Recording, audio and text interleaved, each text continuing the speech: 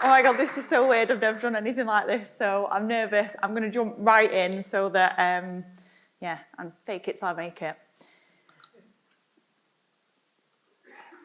So some photos to start. Priority, I'll go straight in for the dogs. So Dylan and Doris, my partner Nathan, and this is my cousin's little girl. I actually put this picture in because I like my hair on it, just to show you what my hair actually used to look like before immunotherapy took a lot of it. So poor Nathan, we got together just over 2 years ago. Everything was great, and then I got cancer, which was not so great.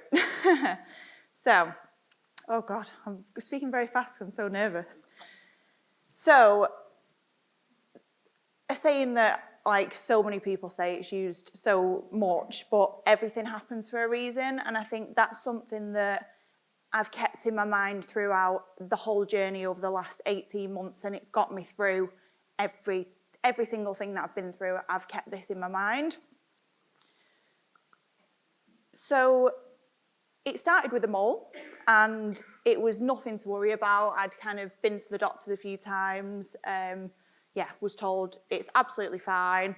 And then December time, I'd been out with my friends for a Christmas meal, and one of my friend's high heels got caught on it, and it ripped it, and it bled. And I went back to the doctors, and eventually they agreed that they would remove it. So that was December 2023. So I went onto a waiting list, and in March 2024, I had the shave biopsy, so it was removed. I was told it would be sent off for a biopsy, but the chances of me hearing back were very unlikely. I was told it was a cherry angioma. So, I'm sweating.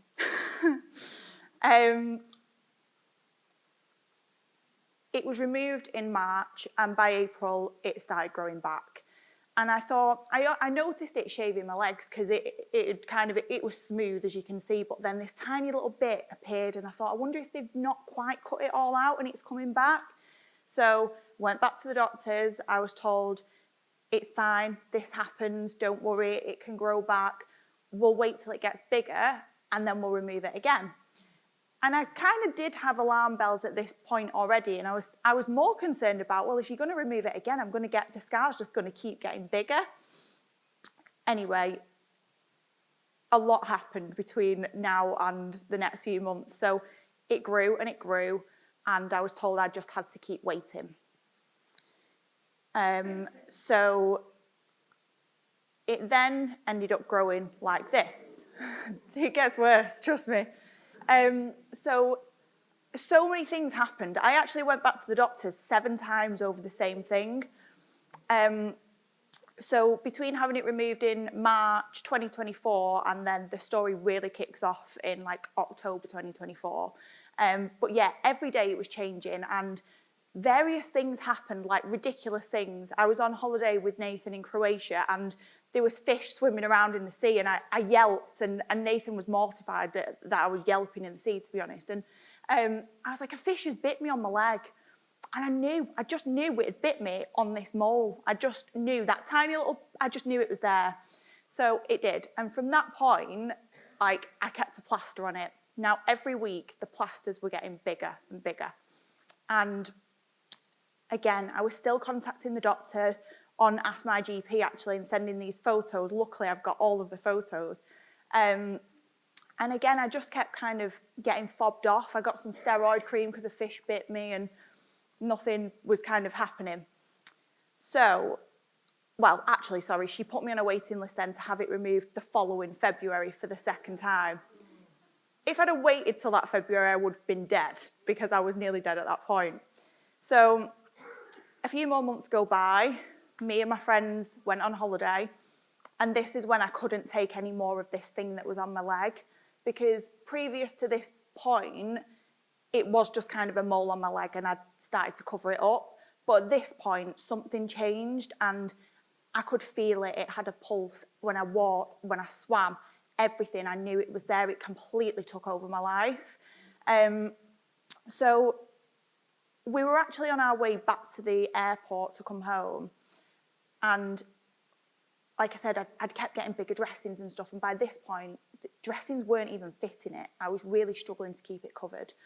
And we were actually in the transfer on the way to the airport. And I felt a pain through it. And I'd never felt a pain through it. And I looked down and it was weeping. And I was like, oh my God, it's infected. That was my initial thought. So we got to the airport. I sent my doctor some photos. And I was like, I cannot wait another 6 months to have this removed. This needs to be done now. She responded, there's nothing we can do. So yeah. So the next day I went to the hospital and went to like the walk-in doctors. I needed a second opinion, and hindsight's great. I wish I'd have done this a few months earlier, but you know. So I went to this doctors and they were horrified. And the doctor said to me, did you get your biopsy result back in March? And I was like, no. And the cogs started to go and I started to get worried. But to be honest, I didn't know anything about melanoma. And even now, like, I know my story, but my knowledge probably doesn't even scratch the surface. But anyway, so I went to the hospital. They were horrified. She wrote a letter to my GP. The owner of the GP got me in that day, after hours actually, and I think he was horrified at what had happened in his own surgery. So he looked at my leg and it was covered. I didn't even take the dressing off. He looked straight through it and he said, I'm going to refer you to dermatology. And I was a little bit narked, to be honest, because I'd not been taken seriously to this, like up until this point. And in my head, what was on my leg was infected and that's why it was weeping. So I said, well, you know, would you have left me till February with an infected leg? And he was like, Chelsea, it's not an infection. I need to make you aware, like, this is the cancer pathway now. Great. So I left. That was, I think, a Tuesday. And then by the Sunday, I was going to see a dermatologist at the hospital. The Sunday morning, I remember I was actually brushing my teeth ready to go to this appointment. And the owner of the GP surgery started ringing me on a Sunday morning. And I thought, this is weird. They'd chased up the biopsy result that they'd lost for 7 months. And it turns out that the nurse that did the biopsy and sent it off, they write a unique GP code on the forms. She'd not put that on. So my biopsy result got lost in the system for 7 months. So when it was originally taken, I would have been stage 2B. But by the time we found out, I was already stage 3C. So everything kind of went a bit quicker at this point, thankfully. But it still doesn't feel like fast when it's you, does it? Like, I became that, I was tearing my hair out thinking about, this sounds really awful, but receptionist, like, I'm thinking, just book my scan in. Like, this is my life. Like, stop eating your biscuits and drinking your cups of tea and the reception, like, just get my scan sorted. I need to be seen now. I've already lost so much time, but again, I still didn't understand melanoma and what was about to come. So yeah, every day, you know, felt like a lifetime, and I did begin to hate administrative staff. And I didn't know how serious melanoma was, and I didn't even know that it could spread. I had no idea. I actually thought, this is just a bigger mole on my leg. It's going to get removed and I'll be on my way. It was scary, but if I'm honest, I kind of got a bit of dark humour anyway, but I kind of made a joke of it, and that's how I dealt with it. Then I went to the Christie, which the Christie have given me the most exceptional care I could ever have wished for. It was scary. I'm terrified of hospitals. I mean, I'm not now, but I am the most squeamish person you could ever meet. Like, when I was a child, I couldn't even like be around adults watching Casualty. Like, I was so bad. I could pass out if, like, in fact, once my friend told me about giving birth and I passed out. I'm horrific. I've come quite far over the last like 18 months. So we go to Christie's and we meet with my surgeon for the first time.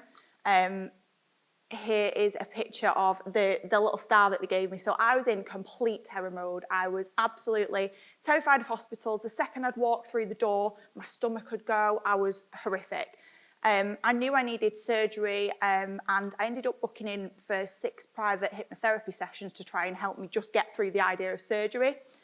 But the appointments came through thick and fast for the hospital, so I couldn't actually attend any of those hypnotherapy sessions. So I was really in at the deep end again. So the Calm team were great, and they did a lot of like visual exercises with me over the phone, and they really, really helped me, to be fair. And this is my friend Claire that's with me today. Every time we went to the hospital, I got a hot chocolate. I tried to reward myself for being brave and make it a good experience going. Might sound ridiculous, but if it works, it works. So I met my surgeon. This is what I was with. This is just a couple of weeks before the actual surgery. So I met Nigel, my surgeon, for the first time, and it was very daunting. I have to have a relationship with people. I'm such, like I say, I was such a terrified patient. Relationships is something that's really, really important to me, and having trust in the people and feeling like I know them and I've got a good rapport. So I met with my surgery team, and the first thing they told me was that it had spread to my lymph nodes, which I didn't even know what a lymph node was, I don't think, at that point. And, you know, it floored me. A lot of things floored me in this story. So anyway, Nigel offered me 3 operations. The first one was the most basic, and that was a skin graft. The second one was a skin flap, where instead of taking the skin from up here, they would just kind of pull this skin around the front. And the third one was, I can't remember the word of it, but they were basically going to take an artery and something else from somewhere else and implant it, basically. By the time he was telling me the third option, I was squeezing my star, I was shaking on my chair, and I was saying, please stop talking to me because I'm going to pass out. Anyway, I went home and I decided I was going to go for the middle option, because in my head I thought, well, that means it's just like one section of my leg having trauma and I've not got to have even the skin taken from somewhere else. It just worked in my head. And my surgery was only 2 weeks later. It was a massive priority for them to get me in, because I don't think anyone that any healthcare person that I met, I'd never seen anything quite like that. Everyone has been shocked at how I got to this position and what it ended up like. So the day of surgery came, and like I say, I'd picked the second operation, but Nigel told me, I'm sorry, we can only do the first one, because every single day it was changing, it was growing. That was 2 weeks before surgery. The day they removed it, it was 3 centimetres. So we went with the skin graft, and it was absolutely fine.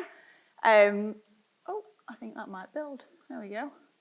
That's my shark bite. So a few of us have been comparing shark bites actually over the lunch break, and it's definitely my party piece now.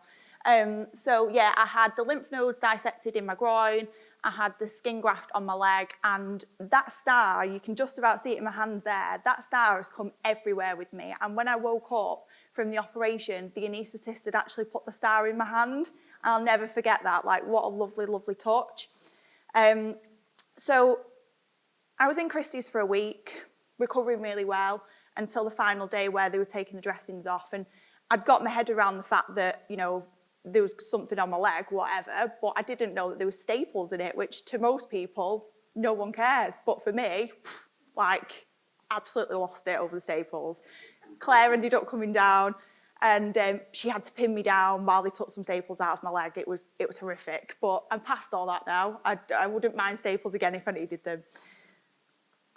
So the healing was going well, and has gone well. It's fine. It's it's great. I do have, well, the healing was going well physically, but emotionally, I really struggled with it at first. I remember the first few times that, I had a shower, I felt like I couldn't even stand up straight, which is weird. But like this groove here where I've not got lymph nodes, and this big hole in my leg, and I don't think I'd turned 29 at this point. I was still 28, and I felt deformed. That's the word I'll use. I felt deformed, and I was devastated that this is me for the rest of my life. And not only that, I think it made it a harder pill to swallow that it is also someone's fault that I was in this position. Like, it shouldn't have ever got to this point. So yeah, healing was going great. did struggle with lymphedema and do still now and again, not as bad. It was horrific then, and I was like literally walking around like this trying to bring my leg with me. It was huge. So we then, healing's going great. It's kind of Christmas time and everything. We get to January and I go back to Christie's to meet with the oncology team. And, you know, I've had all the operation. We think everything's great. We're ready now to start a preventative treatment. So quite quickly got a good relationship with those guys and absolutely loved them to death. So we were going to start a targeted therapy, and I can't remember what I was going to say.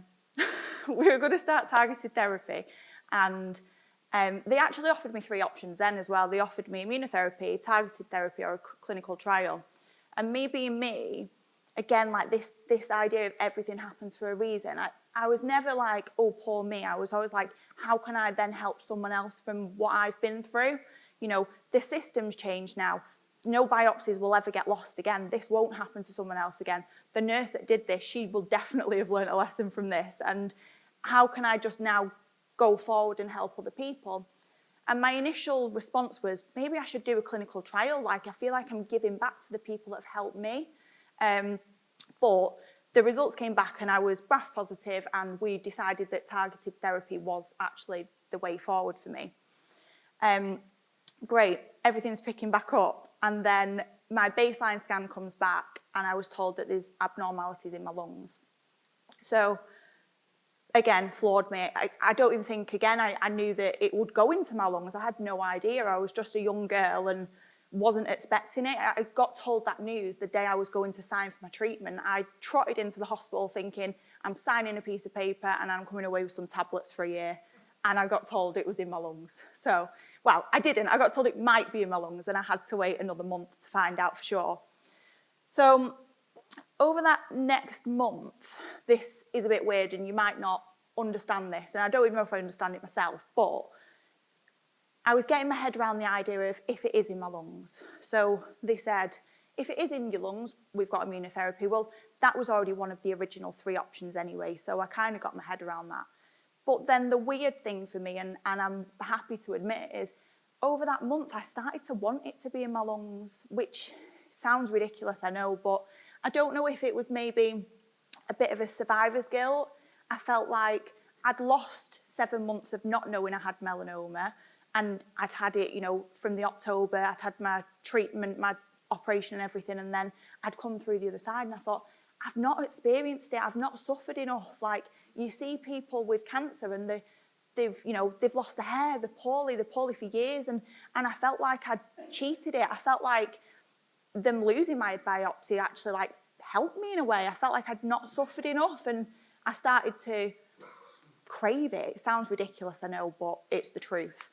So there was nothing that I could do, you know. I felt well in myself, and I think I was angry at losing control of my body, because I remember being stood in the kitchen with Nathan and I was like, it's in my lungs and there's nothing I can do. Like, my body's killing itself and I can't stop it. And that losing control was a really, really hard thing for me. So February, the next scan came and confirmed it was in my lungs. Oh, wow, I need to go quick. So it was in my lungs, and then I felt a lump behind here in my knee. It had gone to like some more lymph nodes. So I started my immunotherapy on the 17th of February, and that was, I think, the same afternoon when I got back.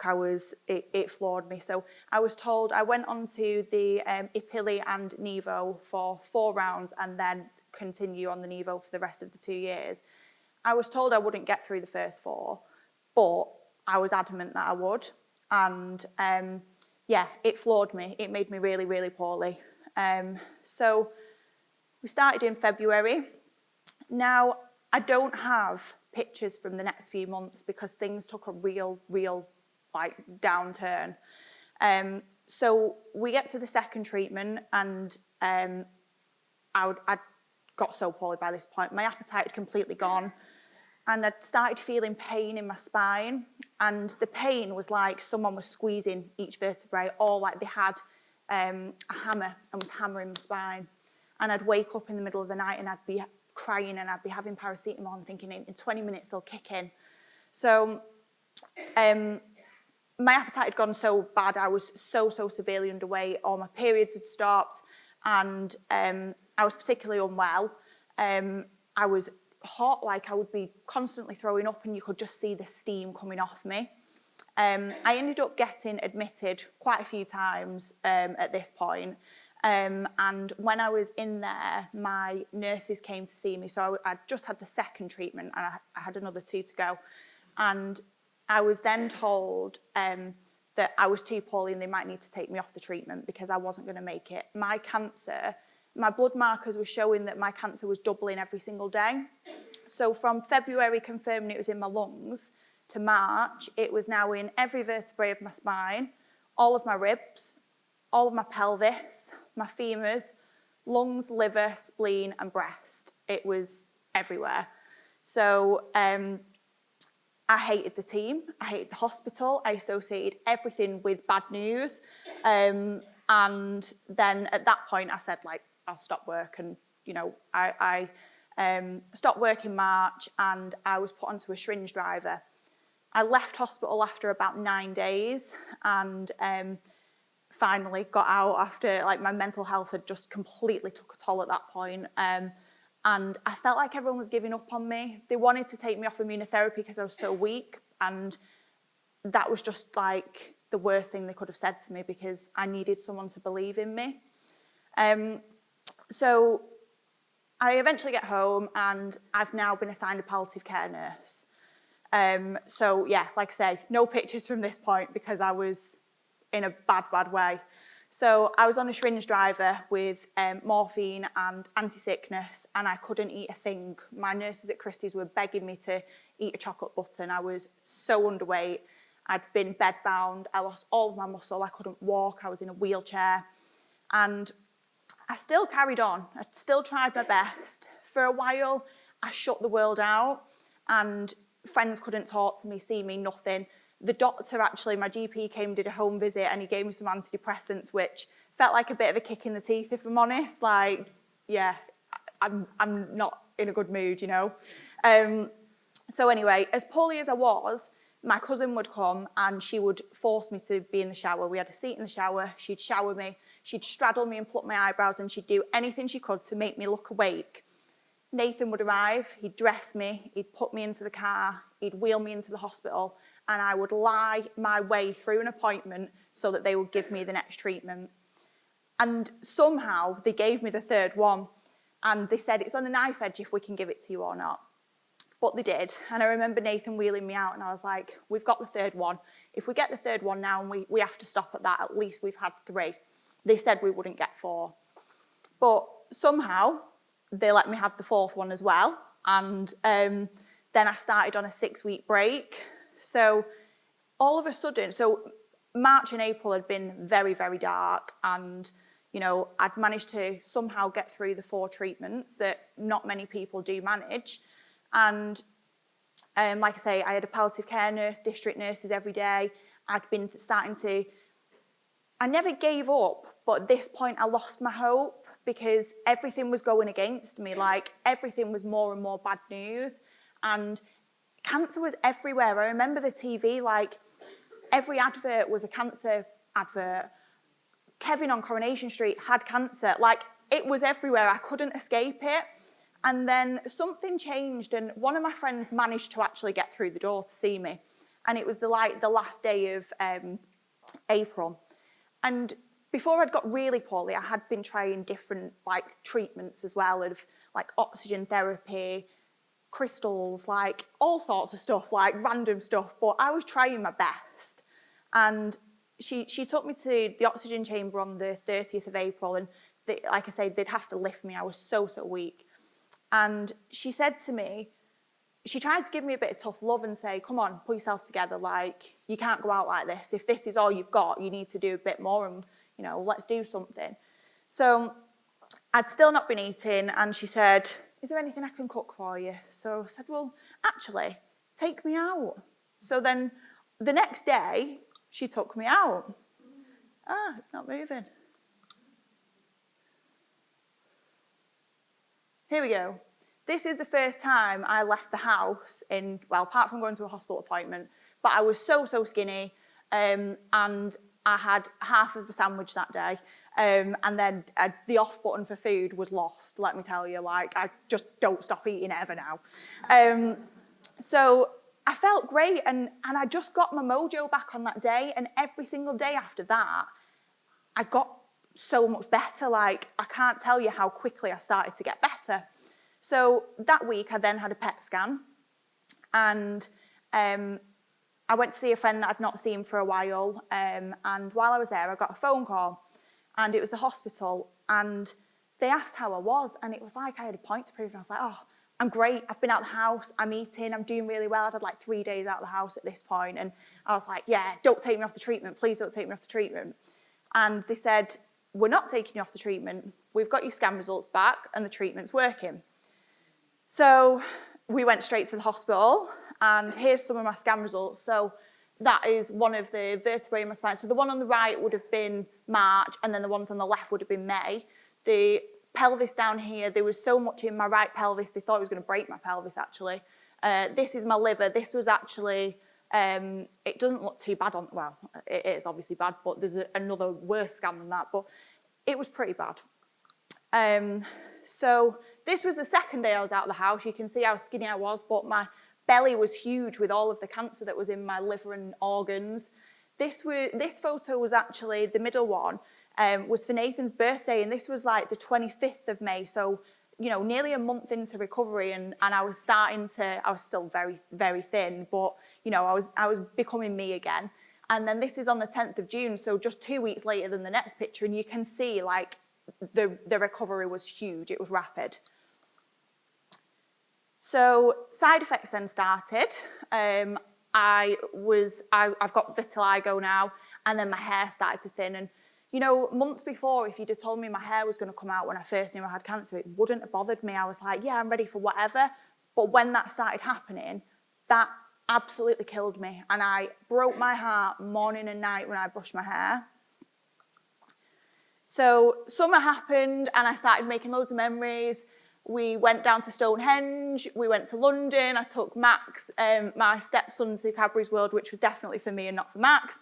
And things were great. I had the summer of my life was coming back together, and you know, the scans were every 3 months, and each scan was showing more and more recovery, to the point that, you know, by November there was only 2 tiny spots in my liver. It had gone from everywhere else. In that time, we did lose my uncle to cancer, and he was in his early 50s, and that's something that I really struggled with as well. Again, like, survivor's guilt, like, I was getting better as he was dying, and that was so hard. So I started to plan. So that was, my last scan was in November at this point, and 2 tiny specks in my liver. So I'm like, next scan's February. I'm turning 30. I'm getting my all clear. So I'm excited. I start planning a party. I've never had a party before. I've gone all out. I've got a saxophone. I've got dancers. I'm telling everyone. My scan, I've got a scan 1 week, birthday party. It's my big reveal. I'm telling everyone I'm cancer-free. So just before I go into that, it's Christmas time. And went a bit wild this Christmas on Christmas presents, because I'd got my life back. Everything was just amazing. Something happened then, and I didn't know if I was even going to share this, but I'm going to. This is Christmas Day. I was due on my period on Christmas Day, and ladies, we all know, like, you put on what you're wearing, all the rest of it, and I didn't come on, and I thought, uh-oh. So I didn't want to ruin Christmas, but the next day, me and Nathan spoke about it, and I did a test, and I was pregnant, and it was like, well, what does this mean? Because I wanted a baby more than anything. Like, it wasn't the right time, don't get me wrong, but that's what I want for my life, and I didn't even know if that was going to be an option, given everything that I'd already been through at this point. So, given the research that there was, and the fact that how poorly I'd been, I couldn't afford to come off the treatment. I'd had such a great response. I was nearly cancer-free.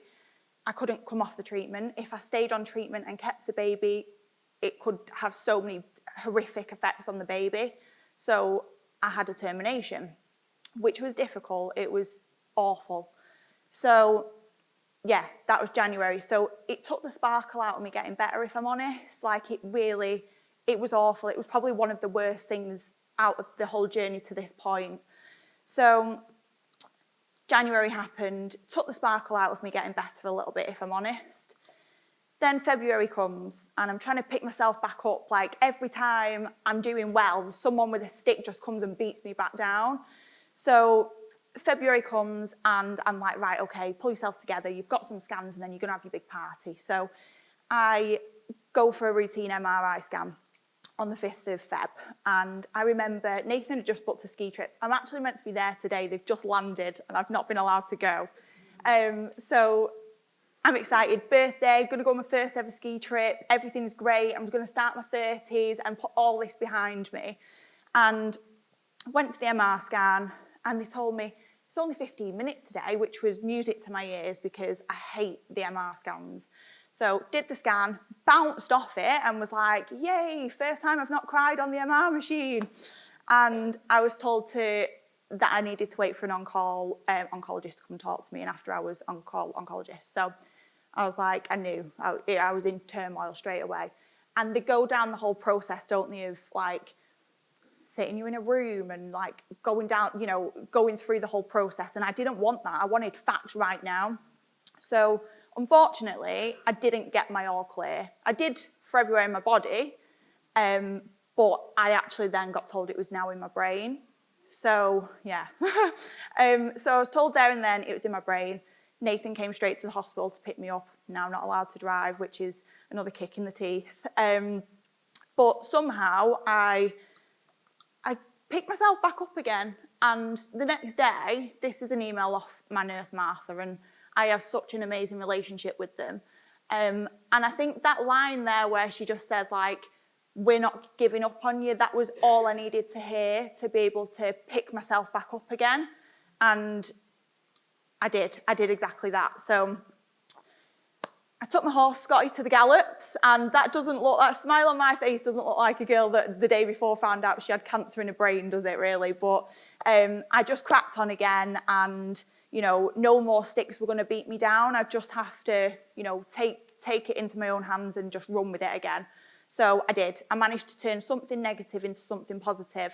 And this was me on my 30th, the next weekend. So I then decided to raise money for Melanoma Focus. So we raised $3,500 on the night and a few days after as well, which was amazing. Thank you. And so that was two weeks ago now. And last week, a week ago today, I had SRS radiotherapy for the tumours in my brain.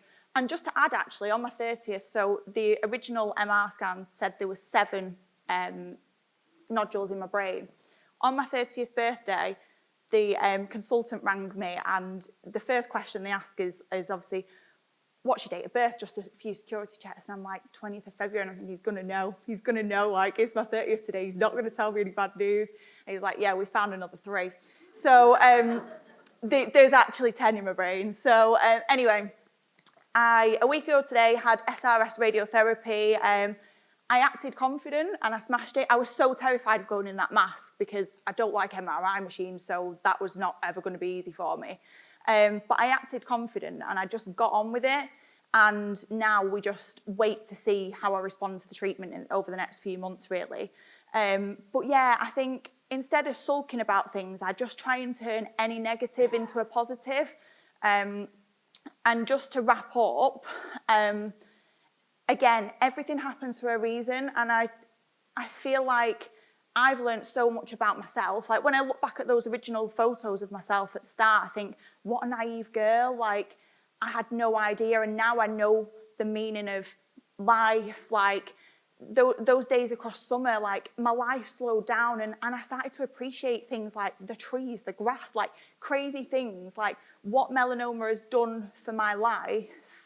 I think I appreciate it. Like, I've turned it into my superpower, and, you know, I'm grateful for it, and I'm grateful for what it's done to my relationships as well. Like, poor Nathan, he got with me, and a few months later, I ended up with stage 4 cancer, but we've come through that so strong, and, you know, my relationships with my friends and everything, it is just amazing, and I think everyone in the room just shows such resilience. And another thing, I think my last slide might have changed, so forget it. But what I was going to say was, my PowerPoint, actually, we designed it based around a Japanese philosophy about when you break a pot and you break it and you repair it with like gold, and it makes it more beautiful. And I feel like that's what melanoma has done for me. Like, the emotional scars, the physical scars, like, they make me who I am. And I'm so proud of that for me and everyone in the room. So, yeah, that's me. Thank you.